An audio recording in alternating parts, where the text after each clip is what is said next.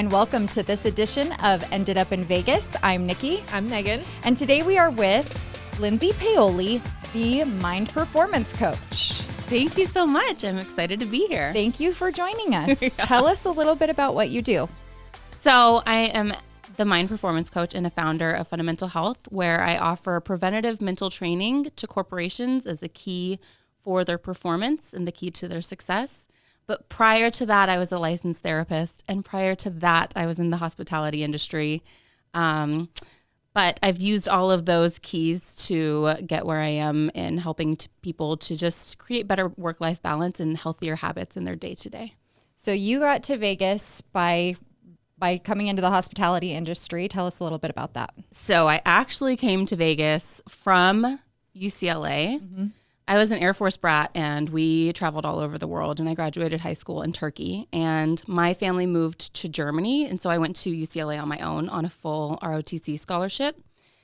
I'm going to age myself a lot here, but this was 2001, so literally 9/11 happened right after I landed in the States, and I was about to be left on my own for the first time in my entire life, and go on a military scholarship where we were about to declare the first war in like the first serious war in my lifetime since the Gulf War. So I ended up not staying at UCLA or fulfilling the full scholarship. There's more to that. I also got in a huge argument with my sergeant about the don't ask, don't tell policy.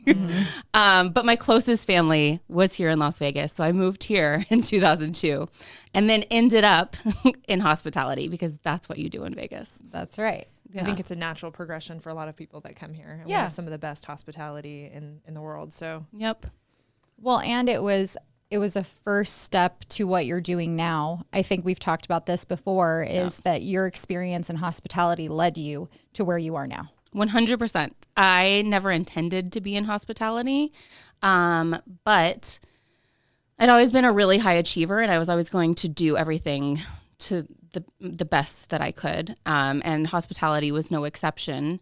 And so it was really fortunate that I was able to work for amazing companies like MGM and Wynn and Encore and Cosmopolitan, and I was doing great and climbing up the ranks, but very quickly burning out as well. And growing up in a military family, it's not like we were talking about emotions and self-care. And my dad was an efficiency expert. So everything was about maximizing your effort. And you've developed a whole program. So tell us about the principles of your program. So when I was a licensed therapist for a short period of time between hospitality and between the mind performance coaching, I started recognizing, first of all, I was drawing in a lot of the same people from my circles. So really high achievers and a lot of people in management or leadership roles or entrepreneurs. And I started seeing that they were all lacking in all of the same skill sets that I was lacking in. And it's just basic day-to-day practices that, like sleep hygiene or eating appropriately. Like if you're only eating donuts and coffee throughout the day, it's great and we joke about it, but it genuinely affects your neurochemistry and that affects your hormones. And then everything starts to spiral downwards.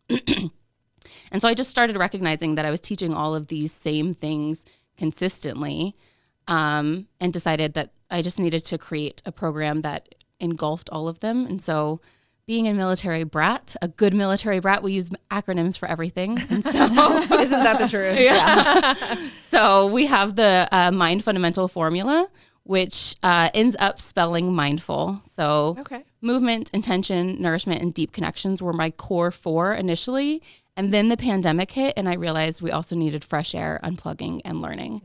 I love that. Don't you love that? I love that. And that's why I was so excited to have you on, especially at this time of year, because I think we're all sort of thinking about how we live our lives and what our routines look like, and how I've learned in the last year just how every little piece impacts another part of my life. Yes. It's all connected. It is. And I literally just did a presentation for my event yesterday. I always talk about the mind fundamentals as being little gears that work together. And as soon as one cog is not working, everything else stops. And so you mentioned thinking about things holistically. Mental health is no different. It's all very holistic. Can you talk about your program, the mindfulness? Can you explain the different elements? Yeah. So All right. Very simply, movement is moving every day. And the entire goal is being first mindful of what your body needs in that time. So that's what creates the sustainability. As we talked about vision bossing. And so people are setting New Year's resolutions and they're usually not in alignment with what their life actually looks like or what their body is capable of. And so to me, mindfulness and the mind fundamentals is teaching you to get back into alignment with you instead of the societal norms of what you're supposed to be doing. So the movement is not necessarily like an intense CrossFit workout every day. If there's always push and pull to everything, but if you feel called to and you start recognizing how good it feels to be doing more intense workouts, then do it. But just making sure that you're prioritizing that daily is the goal. And then the next one is intention. So making sure that you have a goal for the day. Like I said, if that means just getting out of bed and showering for the day, great. If that means you're in a great place and you have your entire list, with ADHD, it's really helpful to always have a list. 100. Or like 9 lists, whatever works. I always say my lists have lists. Yeah, every list has lists. Making sure that you are feeling, there's nothing worse. And I think this is one of the things that like adds up. There's nothing worse than at the end of the day being like, I accomplished nothing, right? And so making sure that you're intentional about even reflecting at the end of the day and having to reframe that and be like, maybe I didn't accomplish what I wanted, but I did this, this, and this. Nourishment is fueling your body. So the really easy part is finding the foods that are going to best serve you. But what I find is more challenging for adults and maybe adults in Las Vegas, because we come from such a party culture, is like having hobbies and things that we like just do for fun that maybe we're not good at. It's not like a side hustle. We're not making money from it. We're literally doing it just because it feels good. Deep connections is a huge one because isolation is a huge contributor to a lot of negative mental performance. So making sure that not only are you connecting via social media, but you're having vulnerable and authentic conversations. And that also forces you to understand more about you and who you are. And like face to face, right? Yeah, face to face, 100%. And then fresh air, the vitamin D, making sure that you're getting, the oxygen is just different outside. We're not designed as animals to live in cement boxes. Unplugging, so prioritizing your sleep hygiene, but also getting away from your devices and like scheduling time to get away from your devices, especially prior to sleep, because there's so much research coming out the more that we are on our devices about how it's truly affecting our hormones, and then that impacts our mental health. I'm so bad about that. I need to fix my hormones so bad. It all ties up. And that's why I don't teach mental health or even talk about diagnoses anymore, is because I realize how much of it came from hormone imbalance. And that comes from sometimes poor nourishment habits or not getting outside. And so it's a more, again, holistic approach, because there's so much more involved than just having the label and then trying to fix that symptom. Yeah. I feel like you could take the word mindful in application to your program. Like there's so much that goes into even just not being fatigued after a meal for me that makes me like a day can be totally thrown off because I've eaten the wrong thing and I just don't feel good. Like recently I realized I was allergic to mushrooms. Oh no. Like not allergic to mushrooms, not like, anaphylactic like response, but just my stomach doesn't like them. And So an interesting thing that I've learned is when you start having food sensitivities, that means that you have a gut imbalance. Sure. And so starting to learn how to heal your gut. Yeah. And 95% of your serotonin and 50% of your dopamine are created in your gut. So these things all add up and disrupt everything else. Yeah. Yeah, that's why it goes in circles. So then it's like if my stomach, like think about it, if your stomach's upset or if something's going on there, even that's not just like painful, just uncomfortable, whatever, it's like your sleep is different. So then it throws off all of those things. So I'm like, I just want the hormones that say you're awake when you want to be awake and you're sleepy when you want to be sleepy. 100%. It's the same thing for me. Like I don't think I have an intolerance to bread or dairy or certain things, but when I do have them or when I stop having them and I have other things, things and I feel better. I have more energy. Yes. So it's like, but I love those things. So I also don't think that I have a sensitivity, but they are starting to, there's so many more studies coming out about how gluten is linked to higher inflammation in the body. And inflammation, especially chronic low-grade inflammation, also impacts mental health and everything else, your gut balance and your gut microbiome. We were just talking about this just like a week ago. Well, and I'm allergic to everything in Vegas. Like sometimes I say like Vegas is trying to kill me because every single allergy that I could have, every weed, every grass, it's like severe. So yeah, it's like another thing to even just feel when you're like feeling like shit and you're like, I don't know why I feel like shit, but it's just because it's just the air. Just and then fighting it's hard to nature. function. Yeah. And then the last one is learning. So I started realizing during the pandemic that we were all so excited to just disconnect and binge on Netflix. But then we started getting like really irritable. And at the time, I was still a licensed therapist and a new licensed therapist. So everybody else was taking all this time off and loving it. And I was working more than I had ever been working as a therapist before. Like we were doing Zoom call after Zoom call after Zoom call. And so starting to see people be like, you know, obviously I feel anxiety from what's going on and, you know, I'm changing my pajamas and then I binge Netflix and I'm trying to watch what I eat, but I'm still feeling like antsy. So we started talking about like, if you're just, you know, your brain is feeling restless. So like, let's use it the way that it's designed. So making sure that you're learning every day because neuroplasticity says that we will never stop creating neural pathways, but you have to challenge yourself in order to do that. So yeah, that's really interesting. Yeah. Well, and speaking of neuroplasticity, while you were talking about that, it made me think like that must be an issue. That must be the issue that happens to you when you hit retirement, because I feel like when you stop working, that's when, you know, all the things that you have to recruit to like show up every day, to change clothes, like that, all of those elements change because you don't have to be anywhere anymore. And then, you know, we see people so often retire and then just downward spiral. Yeah, my dad had Alzheimer's and he was great, but when he stopped working completely, he retired and then did something else. I was like, you need to like volunteer, do something because you need to keep your mind active. And when you're not interacting with other people and you're not active, you lose it, right? You do. It's everything is a habit and a practice. That's what we were saying with makeup, right? And the same applies with connecting, and that's why I think social anxiety is so much higher after the pandemic.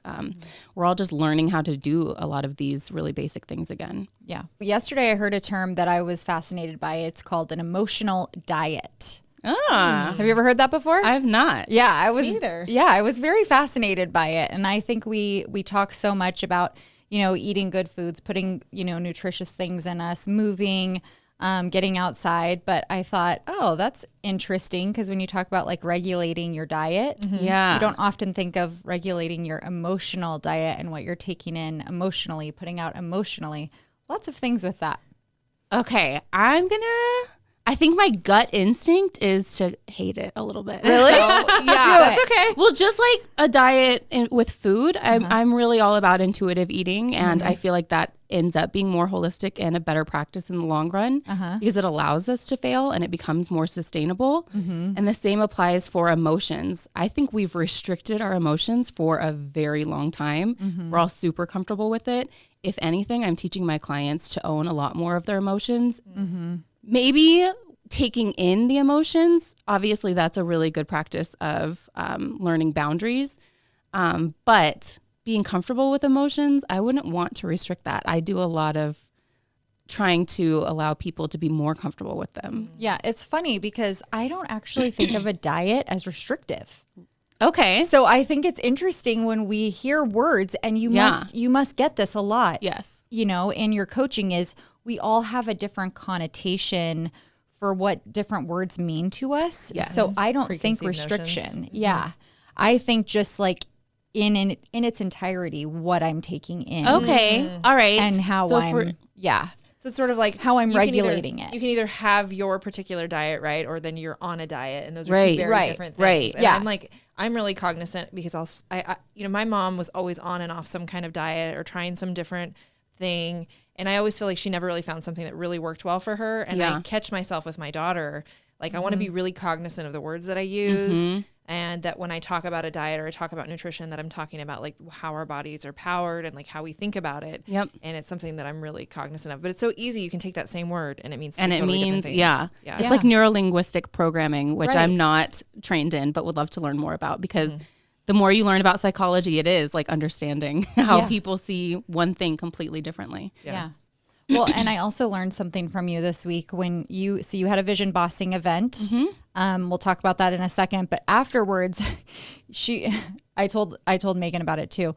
I said, Lindsey posted that we're getting ready every day. We're going to get ready every day and we're going to look good and not be in athleisure, which is what I've showed up in, but my hair and makeup are done. So it's a big deal that I'm dressed on a Saturday. It was reading that was like, was she in our conversation? Was she in my head?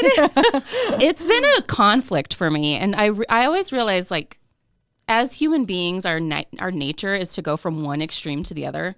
I always talk about that with politics or with just our mindset in general. We're so driven towards the black and white thinking. And as much as I preach, like, find the gray, I do it all the time myself. So I mean, through the hospitality industry, this is just a long circuitous route. Is that the word? Something like that. It works for me. There was lots of different roles in hospitality, and I was also a cocktail waitress. I bartended at a nightclub while I was in grad school, and you're paid to dress, right? Like you make more money the more dressed up and like the more time you put into getting dressed. And so when I opened my own business, I was like, I am not doing the extensions or the lashes or the makeup. And it slowly declined. And then the pandemic hit and I was all right, we just get to wear loungewear and it's cute and it's in. And I love it because I love being comfy. But then I realized, okay, it's been 2 years of this and I'm at a place in my life. I'm 39. I'm about to hit 40. I don't even know what I like anymore when I do go out for date nights. I don't know how to shop anymore. I don't know how to wing my eyeliner, which frustrates me so much because it's like you lose that practice when you're not practicing the habit every single day. So I've had to challenge myself to be like, okay, I'm going to find my style and I'm going to start practicing doing it every day because I think I'm just out of practice. Yeah. Well, I think that I've read that there is some science behind, because I went through something similar. I was not working for a period of time during the pandemic, and then I started working, and I was like not getting out of my pajamas, or if I was changing from one set of pajamas to another, and like loungewear or yoga pants or whatever. And so I started just changing into a nice sweater, doing my hair, doing my makeup, and even if I was wearing leggings, like I was at least putting in a little bit of effort, and it does impact the way you feel. Yes.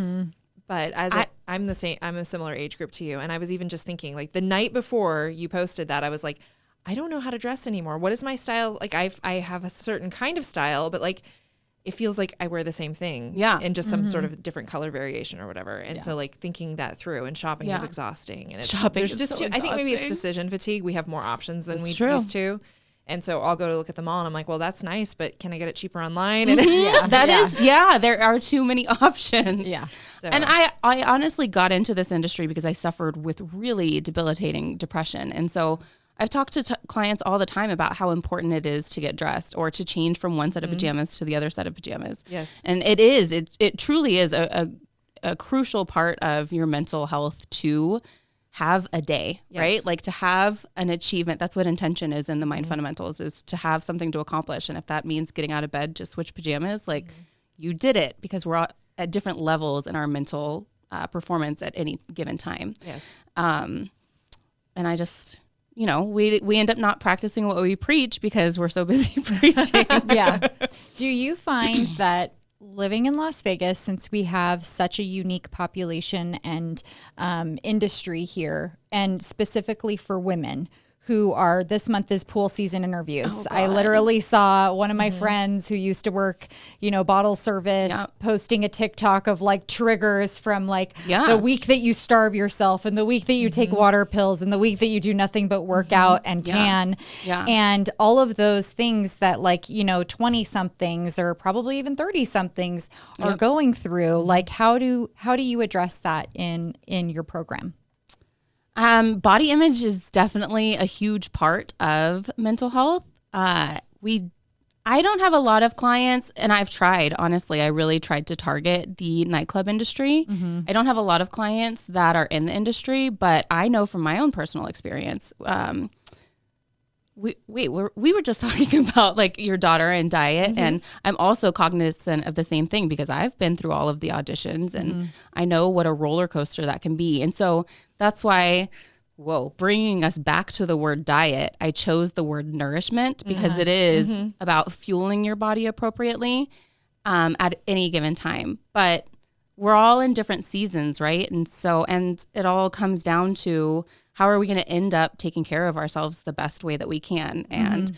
And those industries make a great amount of money. And so they're truly able to set themselves up. It's a sacrifice, I think, in the short term, but mm-hmm. I think if they plan it appropriately and they know this is just a short season, you don't have to be stuck in it forever, but you just have to know that then it's like a huge disruption to come out of that industry and into either a corporate world or a completely different lifestyle. And my husband's a former casino host. And like I said, I was in nightlife too. And so that was also disrupting to mental health. It's like mm-hmm. This is a massive transition that a lot of Las Vegans experience mm-hmm. going from the industry to quote unquote real life, right? Yeah.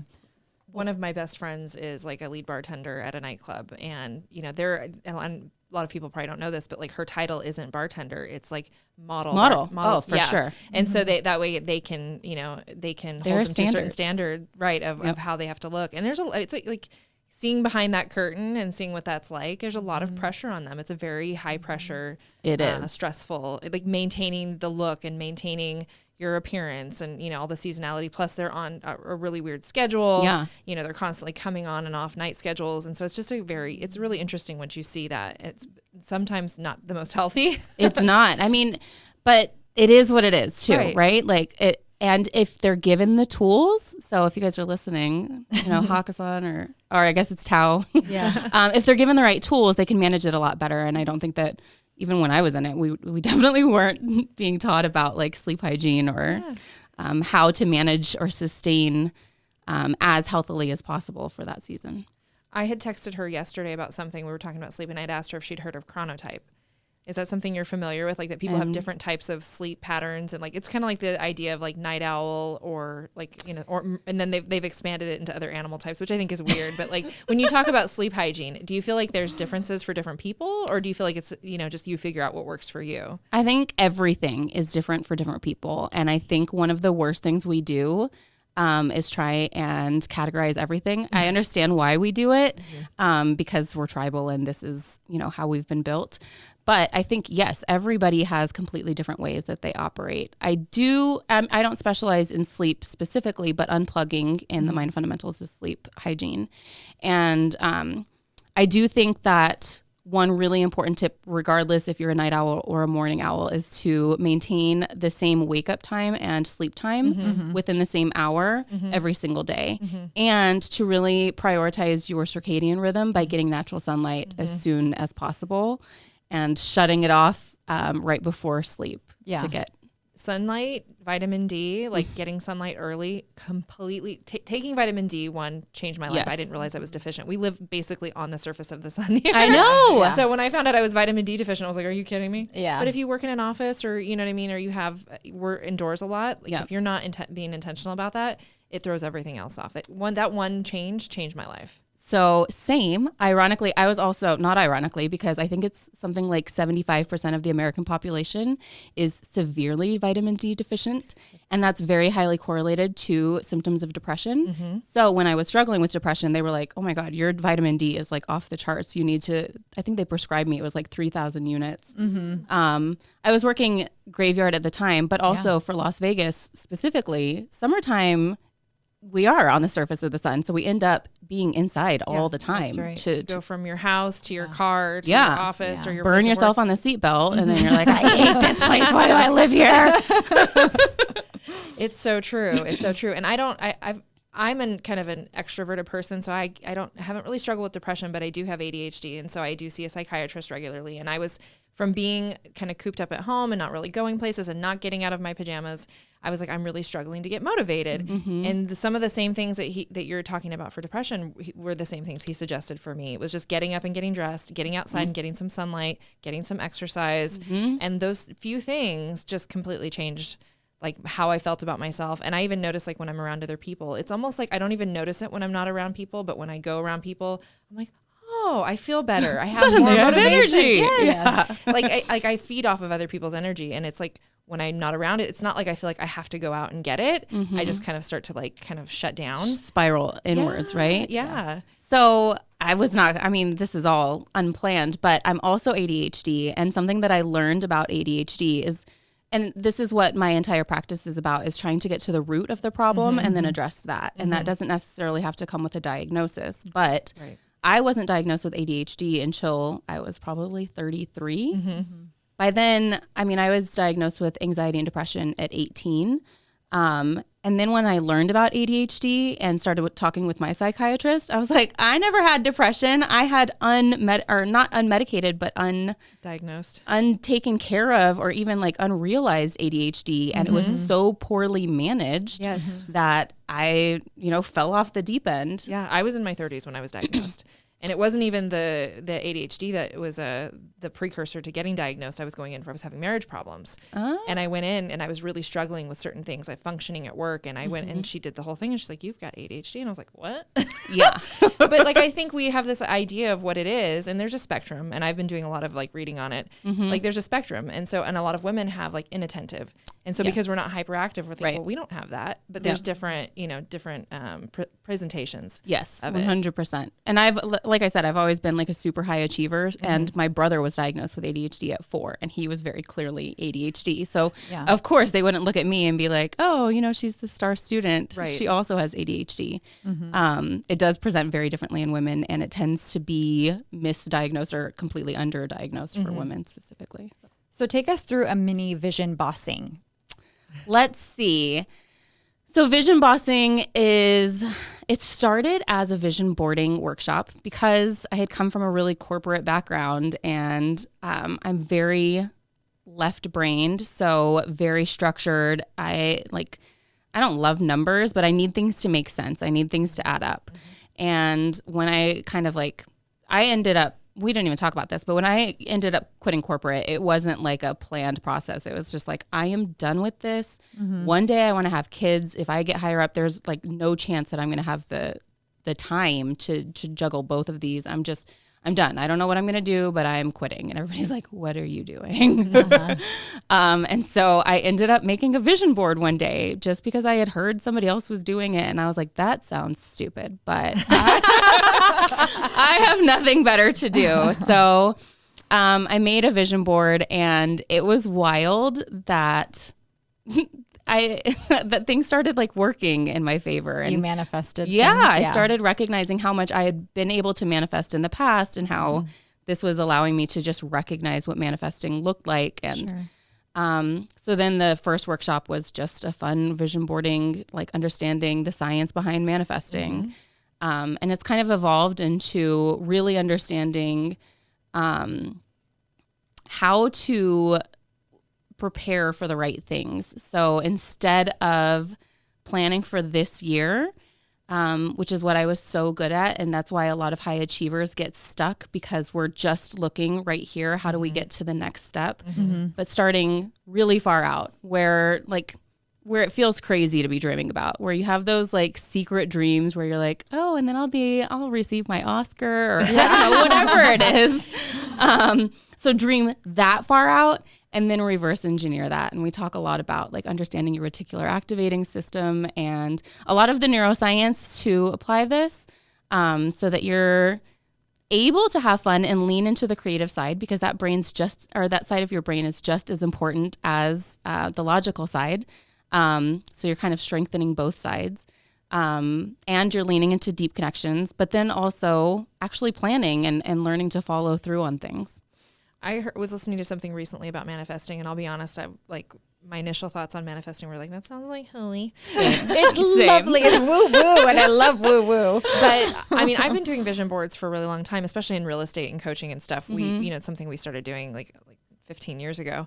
But one of the things I heard was that where people kind of go wrong is that you do these like really outlandish, like if I win the lottery kind of, like a lot of stuff people put on is just not realistic. And I guess the science is like, if you put things that are actually achievable, like maybe you're reaching a little bit, like, is that something that's like a little bit different in what actually works? So I have my clients start with something that's completely unachievable, but then we're looking at, okay, but then how, maybe we don't even understand the how. Usually we don't understand the how, but what do we do to set ourselves up for how that might start falling into place? And so we talk a lot about like the energy that you would need to exude in order to be in that place. So for example, like talking about getting dressed, right? If I want to become this amazing corporate client, or I don't know, this bold, confident person who goes into a room and doesn't care that people are looking at me for the like taking risks with fashion, that means I have to be comfortable with taking risks with fashion in my day to day, or going places where I feel uncomfortable shopping because I feel like they're looking at me like, you don't belong here. And it's just, it's learning to figure out what the tiniest habits are in order to set yourself up for that in the long run. Interesting. Is there any like span of time that is too far into the future? Like, can I start at 105 where I'm like saying, like getting the Nobel Peace Prize and saying goodbye to my 42 grandchildren? Please don't have 42 grandchildren. I was like, I'm doing the math in my head. I would have to have more kids if that's not happening. I don't think so. But what I did realize, because now this is my third year doing it, is you start to manifest faster. So the first year I was like, I have no idea when this will happen. And now I've achieved almost all of it with the exception of getting a doctorate and launching an app.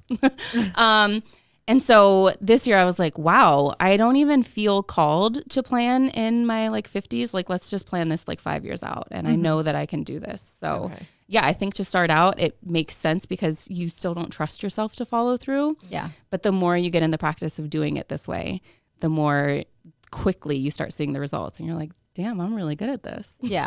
That's interesting. I kind of resist the whole, like, what's your 5-year plan? I'm like, I tend to resist that sort of like, I want to like not live on the fly, but I like a little more variety. Yeah. So I try not to plan that far out, but I think you kind of have to at least a certain degree. So you don't end up in a completely different path than you, I mean, even if you didn't intend to. And that's not to say to not allow flexibility for whatever great opportunity is going to come your way and send you in a different direction. But having some sort of structure or idea, and you can also say no. So like you can manifest something, you can want something, it can happen, and you can be like, I decide I don't want that anymore. Yeah. Like I've already moved past that. So.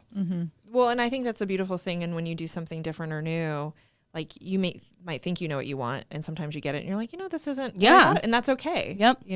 We don't always know what something's going to be like until we experience it. Yeah. So I think it's the same with planning something, and then you're like, actually I don't want that at all, and now I have this opportunity, so here we go. Yeah. You don't know what you don't want until sometimes you don't get it, and then you're like, oh, okay, glad that happened.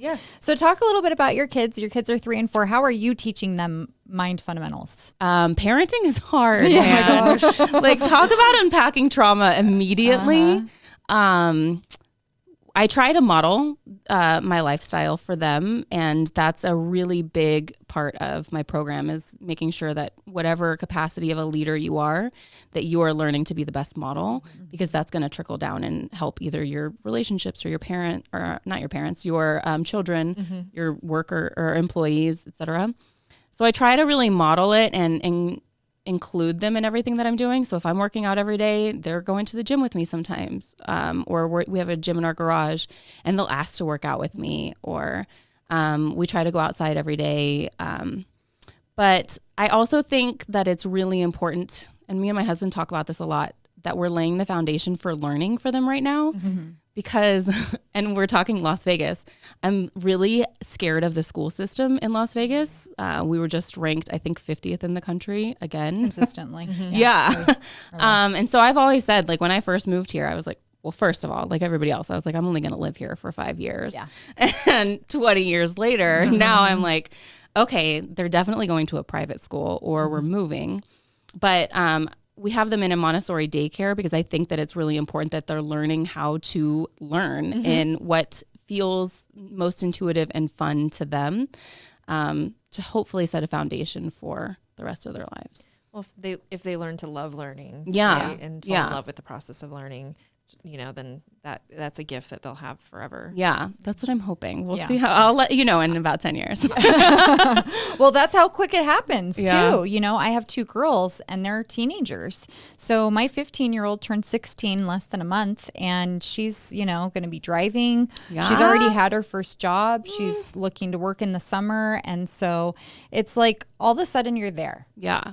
All of a sudden your kids are there, and you're like, I don't know what just happened, but you're basically raised, and hopefully you came away with what I intended to teach you. Yeah. But it's hard. Yeah. And I think with kids, I can tell you just like, it's more about what you do than what you say. Yeah, I think so too. 100%. I mean, and that's with any leadership role, right? Is modeling monkey see, what is it? Monkey see, monkey do. Yeah, for sure. Okay. So tell us a little bit about living in Las Vegas. You have many stories to tell. Anything nostalgic that you can remember from even days of what I can talk about? Like any like fun stories or like? Yeah, we're just thinking like nostalgic fun memories. Very Vegas-y. Okay. I mean, this is not, I have a funny story. So when I was at Win and Encore, now I'm thinking like, did I sign an NDA? Am I going to get in trouble? I won't name any names because I'm sure in the department I had to sign an NDA. So I worked for Mr. Wynn's private clients. Like I was they call it private access now, I think. And it was my first day on the job. And we had a very famous producer come in with a female rapper who I loved. She was like very famous in the 90s, but I think was like more famous from like talk shows at the time. Mm-hmm. And so I'm trying to think of who it is. I know. I'll tell you after. I hope that I come off as confident, but like I get starstruck like nobody's business. I'm the worst at it. Like I had no business being in that department. Like it was a fangirl. I just go like fawn. I'm just like me too. Yeah. Yeah. I freeze. Yeah. I'm like same. So it was my first day as the manager of the department, and they're like, okay, so and so is in his car. He will refuse to get out of his car until you open the door and greet him in. So don't be late. And so I'm already like on pins and needles, like, oh God. We get him out. He's with the other rapper. We're halfway up to the tower, and she's like, are you even going to ask to take his bag? And I'm like, yes. Would you like me to take your bag, sir? And he's like, no. So I'm already like, oh God, I'm already screwing up. Where's the bellman? Like, and it was like small carry-on. They had already taken the rest of his bags, and he insisted to carry that. And then we get up to the floor, and I'm new to this entire building, right? Mm-hmm. And I could not find the room number. I swear to God, we went back and forth at least like 7 times. And she's like, take his bag. And I'm like, okay, gosh. I don't know. And it was just so embarrassing because they're like, but also I was like, you're 2 other people. Like, you're looking for the same number as me. Do you see the number? Help me out here. You have 2 working eyeballs now. Yeah. Seriously. And they're like, okay, this is enough. Can you get your manager? And I'm like, so, hi, my name is Lindsey. I'm the new manager in the department. And we did end up becoming better friends in my residency there. But it was a really rough first start. And a lot of my celebrity clients are similar just because I just panic and get into like tunnel vision and Okay, so tell us about what is your favorite thing to do in Vegas on a Sunday when it is just perfect weather, the sky is blue, the air is crisp, it's not too hot, not too cold? I feel like everybody's going to say the same thing. I honestly really enjoy hiking, either going to like Mount Charleston or Red Rock, because as locals, we want nothing to do with the Strip. However, on the weekend or like during the summer, I do enjoy a good pool club. Yes. I doubt myself every moment that I'm there. I'm like, I'm too old. I don't know if this swimsuit's in style. And I like question my body image the whole time. But like if one good pool party to hit for the summer, there's just nothing matched, right? No, like the music. Yeah. Like, there's no place like it. And you as locals, you just have this like exclusive, it sounds so bad, but like we like look down on the tourists and we're like, oh God, they're in the water. Yeah. Ew. She's wearing heels. Oh. It's just a big judge fest. But that's why I've come to think at my age now that I'm like, maybe just the more ridiculous that you look, the better, more fun it will be, right? Yeah. Maybe that's my plan this year. Is I'm just going all out thong and like thong sequins, and like dazzling, yeah. So what side of town do you live on? I'm in Green Valley. Okay. Do you feel like you were drawn to that area in particular? Have you lived anywhere else in Vegas? Or so I bought my first house in Aliante. So when I first moved here, I moved in with my grandparents, who were in Summerlin. Okay. And that's like the premier place to be, right? When I bought my house in 2009, the market had just crashed and I really wanted to be in that area, but couldn't find something. So ended up in Aliante. At the time I was married to a guy in the military, so it worked out that the house, not the marriage. Oh yeah, we know about that. But then when I met my husband on Match.com and came to visit him for the first time, he's in a small, tiny gated community in Green Valley. And I was like, what is this? Where are we? Because Aliante, you know, everything is like cookie cutter houses and it's the ideal Vegas subdivision. And his was all custom homes. There's like a tiny 42 homes. There's literally grass and greenery in Green Valley. What are it's those like green not things on the ground? I love language. I know. Grass. Did you say grass? So now I'm a Green Valley snob. I don't think I could ever. I would love like a really beautiful like modern home in the Ridges or something, but it's just not the same. So I can relate. Okay, so go back to, I didn't expect to ask you about this, but I feel like, so we're single, you're married. I feel like everyone in Vegas says that dating is terrible. It is. So you met your husband on Match.com. Yeah. Okay, but this is also, okay, so you say it is, all right, but this is the belief that I refuse to believe. Okay. Because I feel like if you limit yourself to that belief, then it will be terrible. That's true. And you will get a treasure box of duds. Yeah.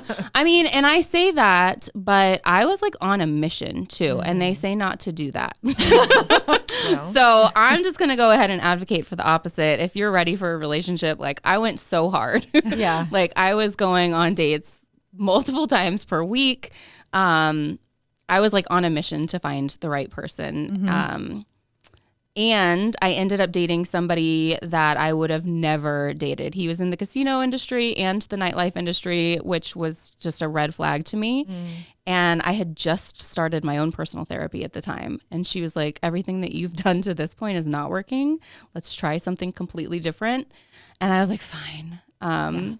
And it worked. And it's, I mean, by far, obviously, the best relationship I've been in. We've been together for 10 years and he's truly my soulmate. And had I judged him based on all of these stupid rules that I had prior to this date, I would have never found him.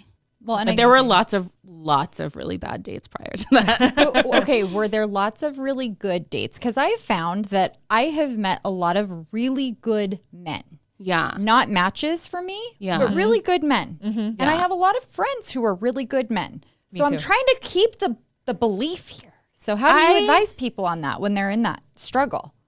Yes. I mean, I think that we're just a really unique community. And I 100% believe that there are great men out there. Did I have great experiences on those dates? No, personally. But yeah, I know a bunch of people.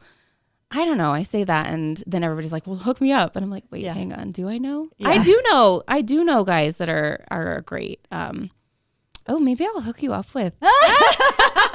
I wasn't asking for that reason. Lindsey. I wasn't asking for that reason. I think that like Vegas is no different than anywhere else. I think like, cause I'm in a couple Reddit groups for dating over 30 and dating over 40. And I think like it's a dumpster fire pretty much no matter where you live to a certain degree. And it's, you know, and dating, it's different because we're not like this nucleus community anymore where you're going to marry Joe down the street and you know, you've known each other your whole lives. Like we're much more transient as people, right? People move all over the country. They just don't have the same like, you know, small network of finding people. So I think it's just harder. And as you get older, it gets harder. The pool is smaller. So hang on. I almost think it's the opposite. Do you? Like, because we always say like we're a small town in a big city, right? Everybody knows everybody. Yes. And so then you get kind of stuck in your circle. And I think that's what Match.com helped me to do, is date completely outside of my circle and outside of my comfort zone. Because then as soon as you start telling yourself like, I've already met all of the single guys and they're not great, then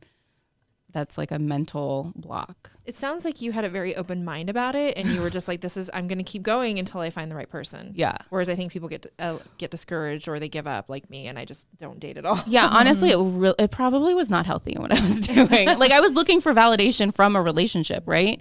And I learned long after the fact that it happened to work out, but that's not the way to do it by any means. Yeah. Well, okay. Speak to a little bit though, because I feel like this is what I'm coaching myself through right now. And tell me how you would coach me through this is when you know your old habits, when you know your old, you know, ways that you go, and you're like, sweetheart, that's not what we're doing right now. That's not what we're going to do anymore. And you're really focused on changing because you're like, oh, I've snapped out of that dumb thing that I was in my 20s or in that mindset that I was in previously. So like, how do you help, you know, coach someone through that is like you were, is like, open yourself up to this. So one of my programs is The Rewire, and it's one-on-one, but also group coaching. And I think that the people that you surround yourself with is so important in that, because you're only able to catch maybe half of the habits that you're doing really poorly. And so starting to have other outside perspectives to be like, hang on, you're doing it again. Whereas your friends and just, I don't know, we're naturally inclined to seek comfort and safety. So your friends inadvertently are going to keep you just as stuck as you are, because they're going to be like, you're doing what? And then suddenly you start doubting yourself. And so making sure that you're also challenging yourself with who you're talking to about these things, and kind of like finding different outlets and different perspectives to be like, hang on, I don't know you from anybody. So this sounds great to me. Why are you backing down now? But your friends will keep you stuck.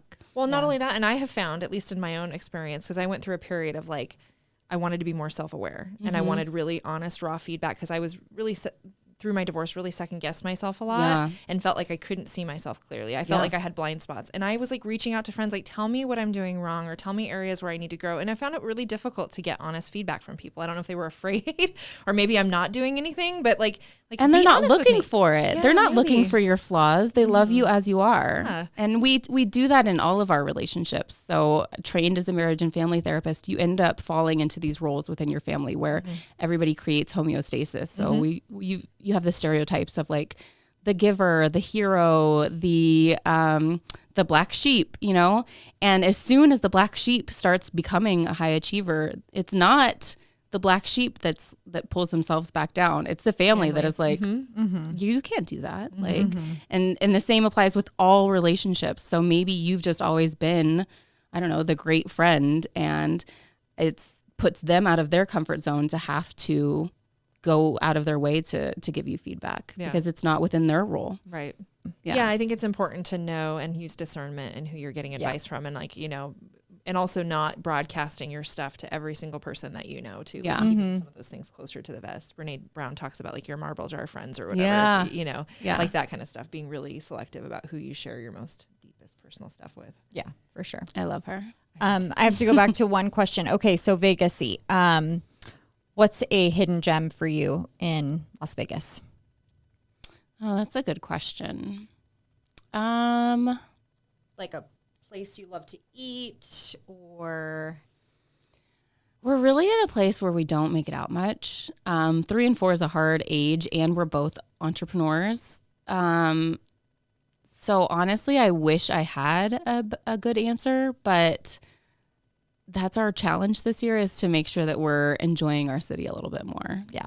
It's a tough age. Yeah. And I remember there was a period of time, like you think it would be difficult when they're babies, but it's almost harder when they're like toddlers or like 5 and 6. And like, there was a period of time where I was like, I told my kid, I'm not taking you in public anymore. Yeah. Like, I'm not going to spend money to feed you a good meal so you can order butter noodles. Yeah, yeah, exactly. Or chicken fingers. Yes. Yeah. We don't need to go to Maggiano so you can have butter noodles. Okay. Yeah. And so you can like make the night miserable. But like, there is an age where you're just like, I think it's just safer to stay home. Yeah. There's a period of time for that season. Yeah, we're in tantrum season. And Yeah, for sure. Okay, give me like favorite neighborhood spot. Look, you're just picking up dinner on a weekday. What's your favorite place to eat in Green Valley? Like local spot. I do like Archie's Thai. Love Thai food. What else? We're really is it Carmine's Pizza? We're big pizza fans. Paoli is Yes. pizza all the time, and the kids like it. So Carmine's is great. Man, on the spot, I can't think of anything, and we're gonna finish, and I'm gonna think of like 20. Do you cook at home a lot? I wish. Yeah, I do. I try to, and that's been a big commitment of trying to like cook healthy meals. Yeah, you meal prep. I see you meal prep. Yeah, Sometimes. No? Okay. Yes, on a good week, on a great week. Yeah. I have a hard time with that. You have a hard time meal prepping. What do you buy when you meal prep? Keep it super simple. So like literally veggies, a meat, and a carb. Okay. So usually it's like rice and like a side and whatever sort of meat. I'm really picky with meat too. Like I have a texture issue, so I don't love a lot of red meat. And then I don't love like microwaving fish. So I end up doing a lot of chicken or like sausages, like chicken sausages or like pork sausages. So whatever combination of the three, just to get you fed. And with ADHD, I find that it's really hard to remember to eat. Yes. So having it there on hand, because otherwise, and then another part of ADHD is like you like hyperfixate on something. So like We don't know anything about that. like a typical meal that you used to love, suddenly you hate it and you can be starving and you're like, I am not eating that. And yeah, eating is a really hard thing for me. Yeah. So I try to keep it very, very simple. Like just put this in your mouth and let's go.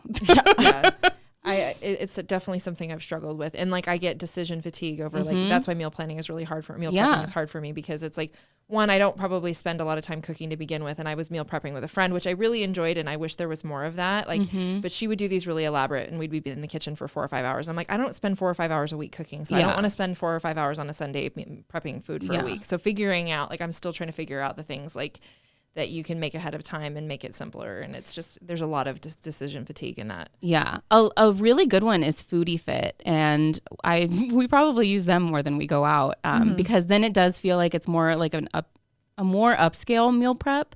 And it's like recipes I would never think to make at home because I just don't have that capacity. So if you're looking to meal prep, Foodie Fit is a really good option that keeps it very simple but it still tastes good. I've heard really good things about them. There was some I used to work with. I know a lot of people who use their stuff. Yeah, they're great. Yeah. I'm like you. I fixate on things. I feel like your diagnosis has helped me realize I probably am ADHD too. Go back to like talking about like what we're wearing. I feel like we are in this like weird age group where you're just like, yeah, I'm not like 20 something. I'm not like, I can't. Forever 21 is not Forever 28 anymore. It's not also Forever 38. Like, what are we dressing in? Hang on, my favorite jeans are from Forever 21. Oh my gosh. They're like flares. And I'm like, oh, these are fantastic. Yeah. I wish that I had the answer. This is all very new to me. Today I'm wearing an Amazon. Oh my gosh. An Amazon sweater. Yep, Amazon comes in clutch for everything because I don't have the time to shop and try on things.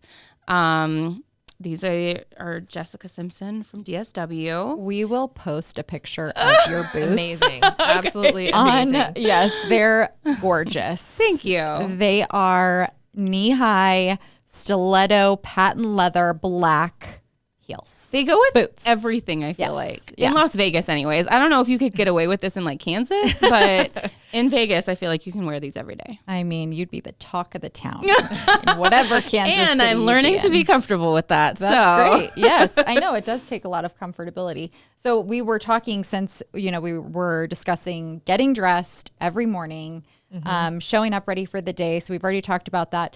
So we have an Athleta Pro account. I have an Athleta Pro account. And if anyone would like to use it, if you would like to use it, you get $15 off a $50 purchase. So when the account was set up for me, it was not coming through as a confirmed email, or like the digital pass wasn't popping up. So the person making it kept populating it, and now I'm getting nothing but digital passes on and on. But the referral code is unfortunate. It's Nicci. It's NUCCI. I don't know how it became like that. I didn't try to change it because what's the point? Not unfortunate. So if my favorite thing ever now. Yes, I know. So That's the best. Because I love Athleta, I have learned that I like especially for leggings, like in yoga and in Pilates, because of the way that I move, and just my dimensions are weird. I feel like we all have different dimensions, and I consider mine weird, even though they're probably just mine. But I like the tall leggings because I have a little bit more fabric in them, and then I feel like, if I want to do the splits or whatever, I'm not pulling at anything. So I love Athleta. I was going to say, I love your outfit today, and I'm trying to also upgrade my workout gear because I think that there's something to always presenting yourself. And again, I'm trying to figure this out, but I was like, oh, I'm wearing the same gym clothes that I wore like 5 years ago. So it would be fun to be cute in the gym, So I love this. I'm using Nicci. I'll post the link in the show notes. But yes, the referral code is my first initial with the last name, but without the P. I think there is something to it in like how you feel. Cause like I was like, we were just talking about this. I was going through some of my stuff, and I'm like, okay, I think it's time to retire some of my Members Mark, like long sleeve, like exercise wear. And like, when you get like cute stuff, like you feel better. Yeah. You do. When you look better, you feel better. And then you can put a sweater over it, and and now it's an outfit. Yeah. This is Fabletics, which I have some Fabletics pieces that I love. I just signed up. It's something that I'm trying. But then Savage Fenty just came out with a new athletic line, and I'm like, ooh, I don't know. I don't know if I can pull it off, but we're going to find out, because this is the year for that. Yeah. And I think it's different for what you do too, right? Like I think some stuff, like I like a lot of Fabletics stuff, but some of their items are not so great for like a hot yoga class. That really matters. Sweating. Yeah. Well, like, and I had this really, Banana Republic has some really cute, like, athletic wear, but like I wore this top to Pilates and it was loose. And you're doing all these things. Yeah. And, like, the shirt kept riding up. Yeah. Like figuring out what's the right thing for the activity that you're doing. I'm also the obnoxious person that like loves a mirror in my workout. So just being able to look at myself and be like, well, you look cute. You're not doing it, or you are doing it. There's so much more mental boost to enjoying your outfit, I guess. Yeah, absolutely. For sure. I was wondering, you mentioned New Year's resolutions, and since we're kind of at the new year, like what is your thought on, do you do New Year's resolutions? Do you have a different way of approaching it? I vision boss. Okay. But I have started choosing a word for the year and then kind of like allowing it to guide me. My word this year is intuition, and starting to trust myself more.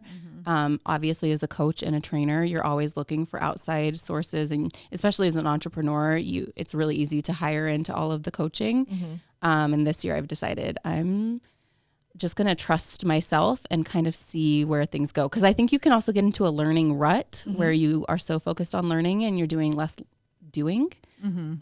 So I'm trusting my intuition this year.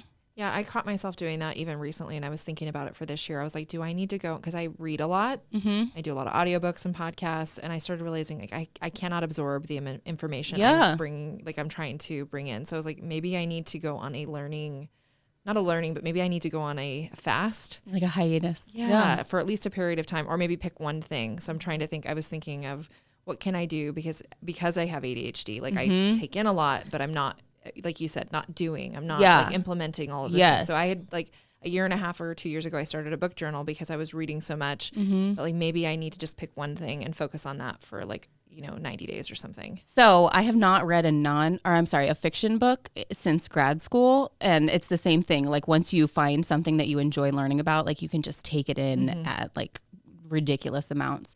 And so I joined a book club this year to try and practice deep connections and to get me out of my comfort zone and let other people choose the books I have to read. Right. And if you want to join, let me know. Yes. And so now I'm reading fiction books. But give me more. So I don't have to decide on it. I don't have to do anything. All I have to do is read it for fun and then like go have drinks with these girls and like whatever happens. So fun. Yeah. I love that. I love book club. So yes, I've never been in one in my 39 years. I've just never been that person. So I just joined one like a little over a year ago and it's been so fun. And there's some books like I've skipped a few because like either I didn't have time to read them or there was like one that there's been a couple where I'm like, maybe that's not what I want to read right now. Yeah. But, like, it is such like for me when I was talking about, I had picked a word for the year and then I changed it. So like my word for this year is community. Yeah. And so I think like finding little places where you have community is like so important. Yeah. And so like I actually do like a 12-week plan for real estate. And I had to, this is kind of embarrassing to admit, but I had to like put like personal goals on there.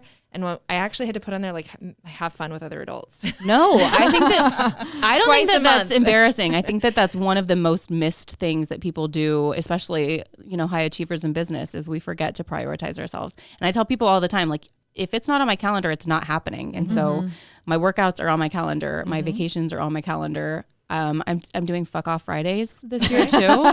And so my entire calendar is off for Friday and I use it as either networking or getting my nails done or just fucking off. So love that. But it's on the calendar. What do we call something for Saturday? It's not Friday, so we can't call it fucking Friday. Friday. Oh shit.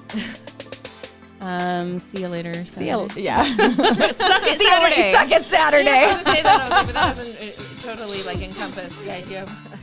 Yeah. Well, thank you so much for coming. And thank you all for joining us on this edition of How I Ended Up in Vegas, where everyone is only about 3 degrees separated from everyone else. Maybe one.